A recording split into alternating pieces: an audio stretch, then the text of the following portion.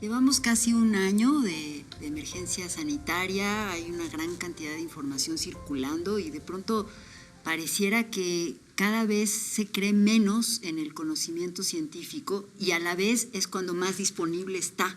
Entonces hay ahí como una contradicción. ¿Qué piensas tú sobre esto? Una es que siempre ha habido ciertos grupos de personas que tienden hacia las explicaciones no científicas, ¿no? Y eso pues tiene que ver con muchas cosas, ¿no? O sea, con el contexto social o, por ejemplo, con la falta de una cultura científica. Es decir, por ejemplo, aquí en México pues lo podemos ver desde muy pequeños, ¿no? De cómo se le tienen miedo a las matemáticas o llegando a la secundaria, pues no has tenido una sola clase de química ni de física, pero ya las aborreces. Entonces, digamos, esa mala imagen que tiene la ciencia desde muy jóvenes, pues hace que, digamos, en el momento en el que tú tienes mucha información disponible, pues evidentemente no vas a ir a buscar eso que te causa rechazo, que te causa temor, y etcétera, ¿no? Sino vas a ir con cosas que te reconfortan más. Y muchas veces, o bueno, más bien en el caso de situaciones como la pandemia, entonces eso por un lado. Y por otro, pues creo que también el hecho de que la ciencia esté actualmente tan en el ojo público actúa un poquito en detrimento de ella misma, porque lo normal realmente es que uno, por ejemplo, haga un experimento y no te salga y lo tengas que modificar y lo repitas, pero eso es normal, eso es parte del proceso de cualquier descubrimiento científico, ¿no?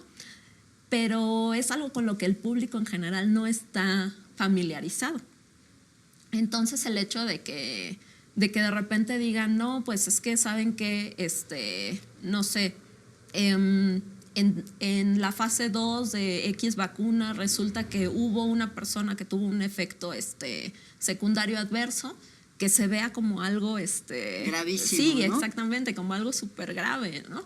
Cuando en realidad es algo normal. Uh-huh. Y de hecho para eso son los estudios clínicos, ¿no? Precisamente para verificar la efectividad y la seguridad de las formulaciones. Y además, bueno, también tenemos que tomar en cuenta que no hay tratamiento médico que ofrezca un 100% de seguridad, claro. Es decir, hasta con una aspirina te puede dar un derrame cerebral, ¿no? Y la consideramos segura. ¿Por qué? Pues porque la probabilidad de esos efectos secundarios es muy baja, ¿no? Sí, entonces es esto como de cuando más certezas se necesitan, resulta que la ciencia, pues hay cosas que no sabe porque nos estamos enfrentando a algo nuevo, ¿no? Ahí, digamos, nuestra naturaleza nos juega un poco en contra porque precisamente buscamos esa certidumbre, ¿no? Buscamos saber qué va a pasar mañana, saber si la persona con la que estamos nos va a amar toda la vida. Y pues no, o sea, muchas veces no se pueden saber esas cosas. Entonces, pues y bueno, los científicos en general tendemos a ser a veces demasiado honestos, ¿no? En el sentido de decir, no pues la verdad no sé, claro. ¿No? Y de hecho, muy pocas cosas en biología son tajantemente sí o no. Por eso nosotros hablamos en probabilidades. O sea, hay información de todo tipo. Entonces, si tú crees algo, seguro vas a encontrar información que lo respalde, ¿no? Sí, de hecho, pues es como, digamos, el otro lado de la moneda, ¿no? O sea, por un lado, pues tienes toda la información que quieras a tu alcance, pero por otro lado, pues también dentro de esa información disponible, pues está alguna o bastante que no es confiable, ¿no? Que no se puede verificar, etcétera. Y si por alguna razón tú ya, digamos, traes preconcebida esa idea de esa información poco confiable y la encuentras, dices, entonces sí es cierto, ¿no? Y precisamente se trata de eso, de rellenar esos vacíos de certidumbre. Pero pues al contrario de lo que, digamos, de una creencia popular, la ciencia no tiene todas las respuestas, la ciencia las está buscando. Entonces, digamos que en esos huecos, en esos vacíos de certidumbre, es donde se empiezan a colar digamos, las explicaciones fantasiosas, por llamarles de alguna manera. Y también en un contexto en el que la gente tiene mucho miedo. Cuando uno se enfrenta al pensamiento de su propia muerte, ya sea inmediata o dentro de muchos años, surgen ciertos, o más bien se acentúan nuestros valores, ¿no? Es decir, o sea, por ejemplo, la gente que es muy religiosa o que es religiosa, pues se va a volver más religiosa, ¿no? O la gente que es altruista se va a volver súper altruista.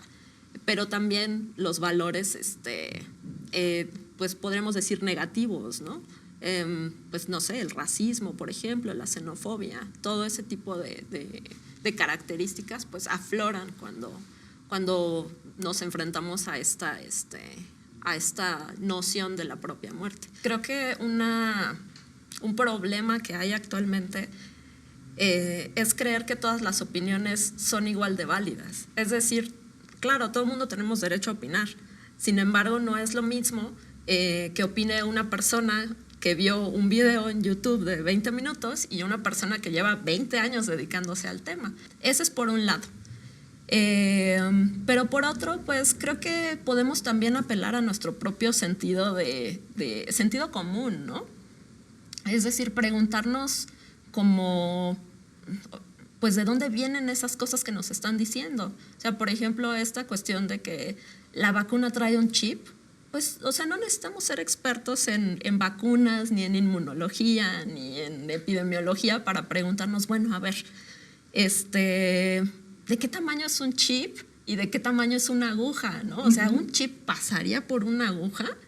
O no sé, o sea, las vacunas siempre son líquidos transparentes y tú ves cuando la sacan del vial, ¿no? Y la meten en la jeringa, etcétera. ¿No se vería ahí un microchip? Ok, a ver, vamos a suponer que no se vea, que pase a través de la aguja. ¿Qué va a pasar, no? O sea, una vez que te lo inyectan, ¿cómo va a llegar a donde se supone que tenga que llegar? Y la otra es, pues, funcionan con electricidad. ¿De dónde va a tomar esa electricidad? ¿No? Entonces, creo que todas esas preguntas nos las podemos hacer sin ser expertos, incluso creo que sin haber ido a la universidad, ni a la prepa, tal vez, ¿no? O sea, simplemente digamos, a lo mejor dejar salir un poco a nuestros niños internos, ¿no? O sea, a esa curiosidad que teníamos de pequeños y cuestionar. O sea, creo que el problema pues es aceptar tal cual vienen las cosas y no preguntar, no cuestionar nada, ¿no?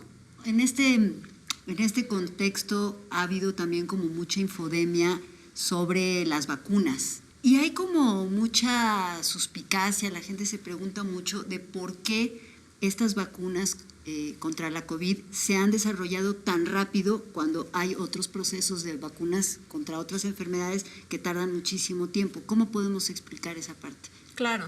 Bueno, para empezar, a mí me parece una duda perfectamente razonable, ¿no? O sea, es cierto que ha habido vacunas que han tardado 5, 10, hasta 20 años, ¿no? en desarrollarse. Pero la otra cosa es que precisamente lo que mencionábamos hace rato, ¿no? O sea, ahora la ciencia está en el foco de la atención, ¿no? Pero en realidad el trabajo que ha llevado a que se puedan desarrollar las vacunas así de rápido tiene décadas. Es decir, insisto, ¿no? O sea, los virus se descubrieron desde principios del siglo pasado, ¿no? Y tiene al menos 20 años que se está manejando la idea de una vacuna de RNA como es la de Pfizer o la de Moderna. Entonces, bueno, pues al ojo, digamos, del público, sí parece que surgieron de la noche a la mañana, ¿no? Pero en la realidad es que no. Es decir, esto que estamos viendo ahorita del desarrollo de la vacuna en un año o menos, no pudo haber ocurrido en otro punto de la historia. O sea, se necesitó todo lo que hay de trabajo detrás y durante décadas, etcétera, para poder llegar a este momento. si bien vacunarnos es una decisión individual, pues es una decisión que afecta, entiendo, al conjunto. ¿Cómo funciona esto? Imagínate que cada persona que se vacuna es como como un ladrillo en el muro, ¿no?